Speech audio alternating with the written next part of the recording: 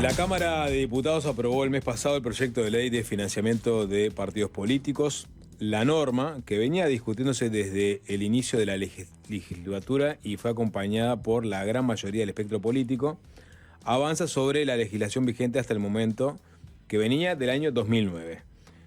A grandes rasgos, la nueva ley consagra minutos gratis de publicidad electoral, pone restricciones para el monto y la forma en que los partidos pueden recibir aportes, establece un refuerzo de las capacidades de contralor por parte de la Corte Electoral a través del Tribunal de Cuentas y en algunos casos de la Secretaría Nacional para la Lucha contra el Lavado de Activos y el Financiamiento del Terrorismo. Establece sanciones que la Corte Electoral podrá aplicar a los partidos, las listas o los candidatos que no cumplan con las obligaciones que establezca la ley y fija un incentivo económico en el pago por voto para el caso de los sectores y listas encabezados por mujeres, entre otras innovaciones. Vamos a analizar más a fondo su contenido y para eso recibimos en estudios a un especialista en la materia. Nos acompaña el doctor en Ciencia Política Rafael Piñeiro, docente e investigador de la Universidad de la República. Rafael, bienvenido, ¿qué tal? Hola, muchas gracias por la invitación. Te voy a corregir solo una cosa, sí. Soy de la Universidad Católica. ¿Qué te dije? De la Universidad de la República. Pero aparte lo tengo escrito Universidad Católica. No, porque yo soy artista exclusivo, entonces... No. ¿Firmaste exclusividad? Pero te voy a decir una cosa, claro, Rafael. claro. Está escrito acá la producción que acabo de leer. Universidad Católica. Fue un lapsus ¿tenemos del acá? sapo. Se ve que como soy recibido de la UDELAR, No quiero tener problemas después. quise arrimar agua para el molino. Vamos por otro. El sapo tuvo un lapsus y dijo Universidad de la República Católica. Yo sé que es feo corregir al aire, pero... No, era necesario. No. Agradecemos las correcciones. Con el laburo Sí. no se juega. Ahora sí, capaz que empecemos. Hablemos de la ley del 2009, ¿no? ¿Cuáles eran las principales críticas o falencias o defectos que estaban para corregir de aquella ley? La ley de 2009 tenía básicamente problemas asociados a tres dimensiones. Una es al diseño de la propia ley, o sea, cómo había artículos que habilitaban que se pudieran hacer cosas que permitían eludir los controles de la ley. Después tenía problemas asociados a la reglamentación de esa ley, es decir, cómo los agentes encargados de controlar reglamentan la forma en que se debe cumplir con la ley, ¿tá? Y eso no es aspecto legislativo, digamos, pero en cualquier caso la norma establecía de manera general algunas cosas que se tenían que hacer que después quien la reglamentaba no era lo específico, entonces la ley si es más específica permite subsanar ese problema. Y en tercer lugar, hay otra dimensión que está asociada ya directamente al control del cumplimiento, ¿tá? Respecto a los últimos dos, esta ley no avanza demasiado, ¿no? El problema persiste de la misma manera. Sí mejora sustantivamente respecto a el diseño normativo, ¿no? de diferentes artículos que en la versión de 2009 eran problemáticos y que en esta por lo menos se mejoran, ¿no? Una pregunta sobre eso. Vos decís que esta ley no lo mejora porque en definitiva no es tarea de la ley mejorar la reglamentación y el control porque son instancias posteriores, o porque además en el propio diseño de la ley hay falencias respecto a hacia dónde puede ir la reglamentación y el control. A ver, yo creo que la ley podría ser más específica y es demasiado general y por lo tanto deja librado a la voluntad de quien debe reglamentarla algunas cosas que capaz que podría eventualmente directamente introducir en la ley. Eso es una parte que podría solucionar algunos problemas que tiene el funcionamiento de la ley de 2009 que están asociados a eso. La última parte es un problema general del sistema de control del Uruguay, digamos, ¿no? Buenos diseños y malos controles. Sí, o de la forma en que está diseñado el control de los procesos electorales y cómo ese control de los procesos electorales sirve para que todos creamos en el proceso electoral, ¿no? La Corte Electoral es buena para administrar el proceso electoral, organizar el proceso electoral, pero no parece el diseño más adecuado para controlar el financiamiento de partidos. Si no es un problema tanto de de capacidad técnica o de disposición de recursos, sino que es más un problema de diseño que no asegura la voluntad política de la persecución de eventuales incumplimientos. Ahora vamos a ir hacia ahí más adelante. Pero Sí, si quieren por eso. volver Exacto. al inicio, digamos, y eso la ley no lo puede solucionar. O por lo menos capaz que no solo son cambios a nivel de ley, sino que eventualmente podría haber algún cambio constitucional. Pero la innovación legislativa tendría que ser muy grande respecto a la forma en que se controlan los procesos electorales en Uruguay. Pero ahí tenemos un problema que es, como buena parte de los problemas asociados al financiamiento, difícil de resolver, ¿tá? Respecto a la ley, ¿qué es lo que a mí me parece más importante en términos de las mejoras, ¿no? Creo que el punto más importante es tratar de transparentar la relación entre canales de televisión y campañas electorales. Obviamente los canales de televisión van a ir siendo cada vez menos importantes para las campañas electorales porque hay otros medios a través de los que se hace campaña, en particular los medios digitales, pero sigue siendo muy importante, ¿no? ¿Cuál es el problema? El problema es que como son muy importantes y los montos que se manejan son muy grandes, ¿no? Cualquier tipo de discrecionalidad en el cobro o en la forma de cobro de los minutos de televisión a las campañas significa ventajas muy importantes para unos candidatos sobre otros, ¿tá? En eso la legislación avanza me parece de una manera virtuosa, que es estableciendo que los canales de televisión deben definir antes de la campaña electoral el precio que van a cobrar a todo el mundo, ¿no? Y las formas de pago que van a tener para todo el mundo, ¿tá?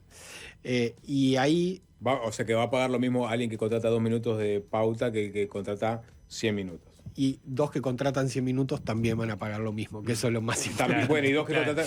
Porque ahí hay que eso no estaba asegurado antes. No, de hecho ustedes habían hecho una investigación en Sí, una elección anterior sobre diferencias que hubo eventualmente en la contratación de publicidad favoreciendo a algunos... Que podría entenderse de esa manera, ¿tá? También puede obedecer a otras prácticas, pero en cualquier caso hay unas diferencias que uno no sabe si es por cómo declaran o por... pero es opaco. Y algo que es opaco y que no sabemos cómo es, abre la posibilidad de ese uso discrecional, y ese uso discrecional permite aportes que son mucho más grandes que los que están permitidos por la ley. Pero estás resaltando algo, no digo menor, ¿no? Pero en comparación con los grandes problemas que presenta el financiamiento de los partidos políticos, que es, por ejemplo, que actores con intereses creados aporten de una forma opaca a partidos políticos, ¿no? Estoy resaltando esto porque me parece un punto importante que la ley sí resuelve. Lo resuelve bien. Y que sí resuelve. Y la lógica que vos decís... Y resuelve mucho mejor que otras alternativas que están relacionadas a distribuir minutos gratis o a directamente hacer una franja donde todos los partidos hacen publicidad y es gratuita para todos. Que la ley igual incluyó algo de eso en menor proporción de lo que se pensaba. Pero muy menor, muy menor. Fue nada, no recuerdo las cifras ahora. Eran 13 minutos de publicidad gratis para los partidos con representación parlamentaria o que hayan obtenido el 2%, al menos el 2% de las elecciones. Claro, era prácticamente sacar del mercado la compra de publicidad electoral, la propuesta anterior. Anterior. Claro. Esta es una cosa muy pequeña que uno podría decir es testimonial, mínima, para dar publicidad mínima a todas las propuestas. Capaz que es un detalle muy, muy micro, ¿no? Pero me interesó aclarar una cosita. ¿Por qué vos entendés que este modelo resuelve mucho mejor de lo que podía resolver el otro? ¿Cuál es el criterio que tenemos que tener para regular el financiamiento de las campañas electorales? El criterio tiene que ser el de tratar de evitar que la concentración de recursos que existe en la sociedad se traslade a la política sin distorsionar la competencia política.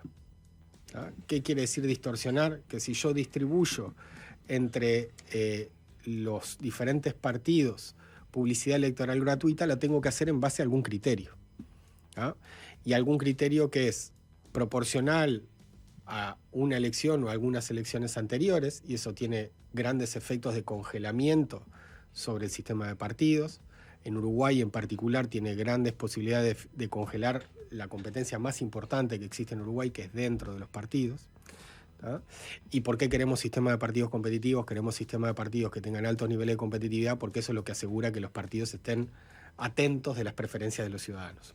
No se puedan desacoplar. Si nosotros los congelamos y evitamos que haya desafiantes, los partidos van a estar más liberados de ser sensibles a las preferencias de los ciudadanos. Esto es lateral al tema por el que estás invitado, pero ese discurso que vos tenés me resulta diferente a otras cosas que escuchás, en algunos casos también de politólogos, de la fortaleza de los partidos o la relevancia de los partidos en la fortaleza institucional del Uruguay, ¿no? A ver, es muy importante tener partidos fuertes, pero es tan importante como tener partidos fuertes, o esa fortaleza de los partidos no puede ser producto de que los blindó la legislación. Tiene que ser producto de una fortaleza construida en la competencia. Si es una fortaleza blindada, cuando ese blindaje, esos partidos pueden seguir siendo fuertes porque no hay nadie que los desafíe, electoralmente fuertes porque no hay nadie que los desafíe, pero en realidad pueden estar generando al mismo tiempo alienación y una debilidad porque se alejan de la sociedad. ¿Tá? Entonces, lo que no queremos es eso. Tampoco queremos distribuirlos con criterio equitativo. ¿Por qué? Porque la forma en que los partidos pueden hacer campaña también es una información para los ciudadanos respecto al volumen y la capacidad que tienen esas organizaciones y esos partidos. Si yo los pongo en la televisión a todos los partidos, los 14, 15 que existen en la actualidad o que pasaron el umbral de los 500 votos.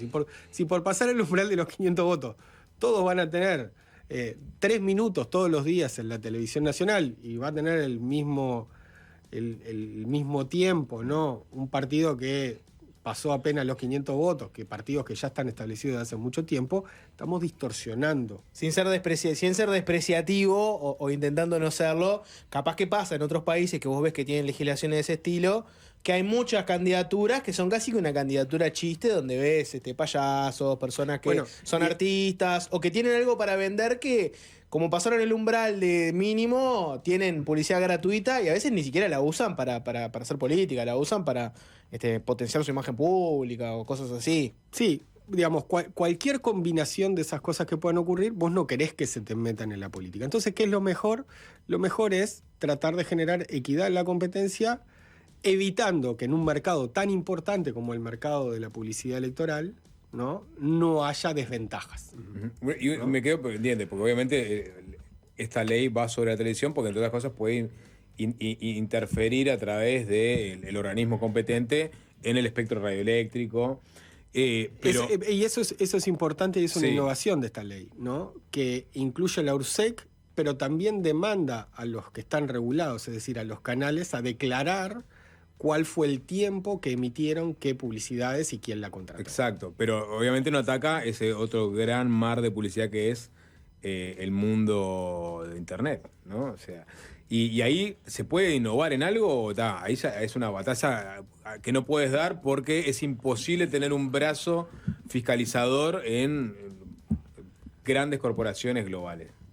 Bueno, hoy, por ejemplo, Meta permite analizar la publicidad electoral con fines políticos y sociales, dice Meta, ¿no? Y saber quién compró esa publicidad, y eso se puede monitorear sin problema en el caso de Meta, ¿no? ¿Vos incluirías, por ejemplo, una dimensión Internet? Yo creo que lo importante ahí no es porque no pasa lo mismo que la relación con los canales. Es decir, Meta cobra diferente, pero cobra diferente en relación a en qué momento haces la publicidad, cuántos hay que están demandando espacio en ese momento. No los va a favorecer porque tiene simpatía por el Peri. O porque es controlado directamente por esos que van a estar después en el gobierno. No, obvio. No le vas a pedir a Meta que ponga tarifa plana para todos los partidos políticos de Uruguay porque es un disparate. Pero sí que, por ejemplo, aporte la información vinculada a la publicidad. Pero ¿dónde está el problema ahí y qué es lo que nos interesa respecto a monitorear la publicidad en digital? Lo que nos interesa es para saber cuánto cuestan las campañas. ¿Ah? Y eso es una de las cosas importantes que muchas veces no nos damos cuenta, que es muy importante controlar el gasto, saber cuánto cuestan en sí las campañas, porque así sé que lo que me están declarando tiene algo de verosimilitud. Si no tenés una referencia de cuánto cuestan las cosas, cuando viene alguien y te dice gasté tanto, no sabés si es razonable o es un bolazo. Claro, ¿y por qué puedo yo decir que gasté menos que lo que en realidad gasté? ¿O por qué me interesaría a mí subdeclarar gasto? Porque esa plata fue para otro lugar y la querés esconder de alguna forma. O de gente que de verdad no puede aportar a tu campaña. Claro, por la ley. digamos pero el gasto lo quiero está subdeclarar, limpiando, porque si lavando subdeclaro gasto, puedo subdeclarar ingreso. Claro. O sea, a mí a los políticos lo que les preocupa es precisamente no perder posibilidades de hacer campaña. ¿Ah? Entonces, muchas veces están tentados a aceptar dinero que no quisieran por diferentes razones que aparecieran en sus declaraciones. Bueno, la forma de hacer eso es no incorporarla a la declaración directamente. Y la forma más fácil de no incorporarla a la declaración es si yo puedo declarar cualquier cosa de gasto. Es decir, si yo puedo evitar declarar determinados gastos. Porque si mi campaña vale 10 millones de dólares, en verdad, y yo declaro que vale 2, ¿ah? Puedo declarar ingresos por 2 y nadie va a decirme nada. Ahora, si vale 10 millones de dólares, yo declaro 10 millones de dólares, pero después declaro ingresos por 2 millones, alguien se va a empezar a preguntar, y bueno, ¿cómo hiciste con los otros 8 que gastaste? Igual ahí tenés un problema mayor que es bueno, de qué forma presentás la información de lo que gastaste. ¿No? Que eso ya por eso, vamos a eso después, pero el punto con la publicidad digital es un punto donde no es tan necesario regular la forma en que se accede, sino que es mucho más necesario tratar de saber los valores y tratar de saber cuánto gasta cada uno en esa publicidad. Es decir, monitorear las redes, monitorear la publicidad digital en general, para saber cuál es el volumen de gasto que están teniendo las campañas en ese tipo de publicidad. De la misma manera que es importante monitorear los actos que se hacen, ¿no? Un acto puede salir una cantidad importante de dinero, ¿no? Entonces, igual que los carteles de vía pública, pueden salir una cantidad importante, muy importante de dinero. Ahora, yo quiero ver que ese gasto esté reflejado en la declaración de gasto de esa campaña. Si no está reflejada, ahí empieza un problema, porque ese problema está vinculado al otro, que es a que no quiero declarar de dónde sale el dinero para pagar eso. Esta ley no monitorea nada de eso. Claro, esta ley tiene ese problema que es el último que decíamos, que es el problema de la aplicación y de qué se necesita para que se controle el cumplimiento de esta ley. Una pregunta antes de pasar al otro tema, capaz lo hacemos después de un corte, pero esto que hablamos en abstracto, en tu análisis, ¿pasa en la práctica? O sea, en la práctica vos te encontrás con declaraciones que te llaman la atención y que rompen los ojos y decís, con lo que puede llegar a costar una campaña, ¿esta declaración no me cierra? ¿O estamos hablando simplemente en abstracto de cosas que podrían pasar? O en los hechos, cuando vos analizás lo que declaran los políticos, hay algunas declaraciones que decís, mira, con lo que cuesta una campaña, esto no me cierra. Yo analicé con un equipo, analizamos las declaraciones de gasto e ingreso de 2014. Y uno, digamos, tiene la idea de que sí hay su declaración. En cualquier caso, lo que hay es una opacidad tremenda, porque la forma en que se declara es una forma que a vos no te permite saber cuáles fueron los gastos en verdad, ¿no? Declarar una bolsa que se llama publicidad no te permite a vos saber qué fue lo que compraron, ¿ah? Entonces, más allá de si existe o no, lo que es preocupante es que existe la posibilidad de hacerlo, ¿no? Una vez que existe la posibilidad, que ocurra o no, ya no es la preocupación es que puede ocurrir y que tenemos un diseño y una forma de aplicación de esta ley que permite que ocurra. ¿Tá? Si me preguntás cómo creo que hoy suceden las cosas, yo lo que creo es que hoy los partidos y las diferentes campañas a diferentes niveles declaran lo que quieren y cómo quieren. Bien, después del corte seguimos conversando con Rafael Piñeiro sobre el tema del financiamiento de la política. Seguimos conversando con el doctor en Ciencia Política Rafael Piñeiro sobre el proyecto de financiamiento de los partidos que se aprobó hace un mes en la Cámara de Diputados. Hicimos un repaso somero por las grandes innovaciones. Rafael destacaba, por ejemplo, la venta de publicidad de los canales a los candidatos, esa tabla rasa para todos, que es una forma de democratizar y, digamos, no permitir que algunos sacaran beneficios por eventuales intereses por sobre otros. Pero hay toda otra parte que es, o sea, cambia incluso lo abarcativo, es decir, ahora esta nueva ley agarra todas las elecciones, incluso las internas, cosa que, por ejemplo, no entra en la fiscalización la interna que acaba de suceder, ¿no? Eso es una novedad positiva. Sí, hay varias novedades positivas. Si las ponemos como en orden, podríamos decir primero que limita la posibilidad de los candidatos, sobre todo los primeros candidatos de cada una de las listas, sea el candidato presidencial, el primer candidato al Senado, el primer candidato a diputado, el intendente, el primer candidato a edil, de donar ilimitadamente a sus campañas. Eso está bien porque si yo permito donar ilimitadamente a la campaña, lo que puedo hacer es blanquear donaciones como si fueran donaciones mías de dinero que recibo desde otros lugares, y que no quiero que aparezcan en la campaña. O que no aparezcan gente con mucha plata y haga una campaña. También puede ocurrir, pero digamos a lo que responde... Digo, pero es un acto reflejo de algunos candidatos que aparecieron en la elección pasada. Sí, también limita eso, que gente con mucho dinero pueda financiar por completo su campaña. Pero bueno, ahí ya es más normativamente discutible si las personas pueden o no hacer eso, si está bien o no que hagan eso. Lo que sí, esa norma reconoce una característica que tiene buena parte de las campañas en Uruguay, sobre todo de las campañas de nivel más local o menores, que es el autofinanciamiento. Entonces, limitar el autofinanciamiento muchas veces puede ser limitar la posibilidad de hacer campaña. Esta norma establece límites que son bastante restrictivos. El problema de establecer límites bastante restrictivos es que incide sobre la posibilidad de hacer campaña y eso de vuelta distorsiona la competencia electoral. Porque quienes tienen más capacidad de hacer campaña, más necesidad de hacer campaña son los que no están instalados y los que tienen menos necesidad son los que están más instalados. Entonces una norma que es demasiado restrictiva favorece a los que están instalados. O sea, los que tienen capacidad de generar recursos para su campaña a través de otros mecanismos que no sean solamente poniendo o que plata. si fuera poniendo plata, como no necesitan hacer tanta campaña, porque ya son conocidos, claro. ¿no? Entonces no tengo que hacer tanto gasto y esa limitación a mí no me incide tanto sobre mis resultados como le incide a otros que no son conocidos y necesitan gastar más o hacer campaña por más tiempo. Habría otras formas de buscar soluciones, claramente es un avance, porque por ejemplo la legislación anterior permitía que se donara sin límite y no establecía declaración de procedencia de esos fondos, ¿no? Es decir, si yo aparezco donando... Vení tranquilo. Yo aparezco donando $1 millón para mi campaña y nadie me dice... Que bien están pagando en la Universidad Católica. Claro, todo el mundo sabe que yo no voy a poder juntar $1 millón en toda mi vida y si lo juntara claramente no los iba a poner en una campaña electoral. Bueno, lo que se podía hacer también era exigir declaración de procedencia de esos fondos, como cuando cualquiera de nosotros va a un banco a poner más de $10.000 en su cuenta de banco. Poné todo lo que quieras, pero demostrame que es tuya. Claro. Bueno, y ese aspecto también está controlado. No está en la ley porque lo que se hizo fue poner un límite.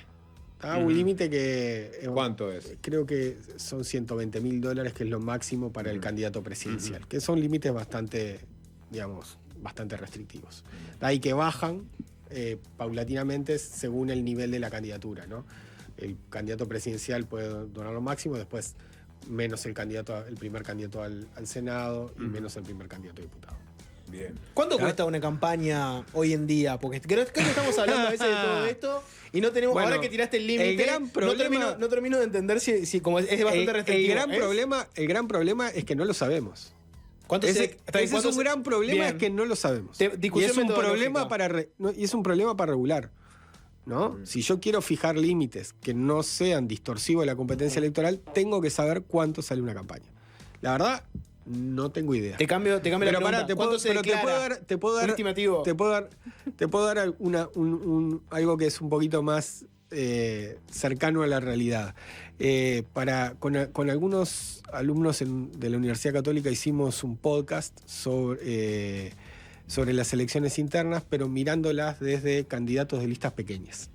¿No? Lo que en la literatura Francisco Bernaza, que es publicista y sociólogo, escribió un artículo una vez en la revista de Ciencia Política hace muchísimos años que llamó minoristas, ¿no? Gente que no está tan orientada a la competencia, sino a marcar sus votos. ¿Cómo se llama el podcast? Minorista se llama El podcast se llama Minoristas. Minoristas. ¿No? Y lo que hacemos es entrevistar a diferentes candidatos de diferentes dimensiones, pero con la idea de tratar de entender por qué, cómo hacen, cómo se financian, qué los lleva a hacer lo que hacen, ¿no? Y hay campañas que son de un porte relativamente mediano, ¿no? Y uno podría decir capaz que eventualmente chico, que obtuvieron algo así como 1.500 votos y costaron $60.000, o por lo menos a la persona que entrevistamos nos dijo que él iba a invertir $60.000 en eso. O sea, hay gente que más o menos podría pone sacar 60. en su bolsillo. O sea que Claro. tengamos en cuenta que una campaña para las elecciones internas que tiene la orientación a sacar 2.000, 3.000, 4.000, 5.000 votos puede llegar a costar $60.000. Así, a prorratear hacia arriba. Claro, y eso no incluye, por ejemplo, esa campaña no hace gastos en televisión, ni hace gastos enormes en publicidad digital, ¿no? Ni es una campaña de todo el país, es una campaña solo de Montevideo, ¿no? Sí, que tenés que escalar ese presupuesto. No necesariamente se te vuelve más eficiente los que gastás porque tenés que entrar en dimensiones que son mucho más caras. Sí, o capaz que hay otras dimensiones de escala, pero en cualquier caso pensemos que una campaña relativamente modesta está saliendo $60.000, ¿no? Y pensemos en lo que puede salir una campaña de una lista al Senado consolidada o lo que puede salir una campaña de una candidatura De un presidencial. Rafael, O de un precandidato presidencial. un precandidato, como pasó ahora. Todas estas disposiciones son justamente para transparentar sobre todo los aportes que reciben los partidos políticos, los dirigentes políticos. ¿Y quiénes son los interesados? ¿Quiénes son los interesados, en todo caso, en incidir a través de su dinero con una campaña, ¿no? O sea, con una campaña para que salga su candidato, porque sabe que esa persona eventualmente puede favorecerlo. Pueden ser, por ejemplo, los concesionarios, los adjudicatarios de obra pública, ¿no? Que son los que circundan el Estado y siempre van poniendo en una canastita, en otra. En ese sentido, esta nueva ley avanza para transparentar esa cosa que parece un tanto opaca. La ley mantiene el diseño de la ley anterior respecto a quienes están habilitados o impedidos de hacer donaciones, ¿no? Básicamente es el mismo paquete, que es un paquete que es más o menos estándar en toda la legislación de América Latina, ¿tá? Entre ellos los concesionarios de obras públicas. No pueden donar. No. Ahora, de vuelta, ¿no? Esto funcionaría si existe algún tipo de control, ¿no? Si, por ejemplo, las empresas saben si pueden donar o no. Tampoco es tan sencillo saber si puedo donar o no. Y tampoco es tan sencillo para un candidato saber si puede recibir o no dinero de determinadas empresas, ¿no? Entonces, es complejo. No es que haya muchísimas empresas en Uruguay que están desesperadas para que llegue la elección para poner dinero en las campañas. Eso es lo primero que hay que decir, ¿no? Porque, digamos, nosotros hablamos de esto y parece que si llega la elección, los candidatos parece que tuvieran una cola de empresarios o una cola de delincuentes, ¿no? Que quieren eventualmente tener algún tipo de... comprometer a los futuros. Claro, de gobernantes. concesión o aplicación selectiva del Estado de Derecho. Bueno, eso no ocurre, ¿tá? En particular para los empresarios es un dolor de cabeza, ¿no? ¿Por qué? Porque empiezan a recibir pedidos, ¿tá? A los que tienen que responder de alguna manera. Quien estudió esto sobre el año 2000 es Kevin Casas, que comparó, hizo algunas entrevistas en Uruguay y en Costa Rica comparando los dos sistemas, y Kevin Casas lo que concluye es que quienes aportan a las campañas son gente que en realidad está buscando acceso mucho más que comprar decisiones. ¿Qué quiere decir acceso? Quiere decir que cuando tengo un problema, al menos pueda levantar el teléfono, no pueda hacer una llamada y que alguien levante el teléfono, es decir, que alguien me escuche. ¿Tá? Es decir, tener esa capacidad de acceso, esa Acercarte capacidad al poder. de hacer lobby eventualmente. No de comprar la decisión, pero sí de hacer lobby.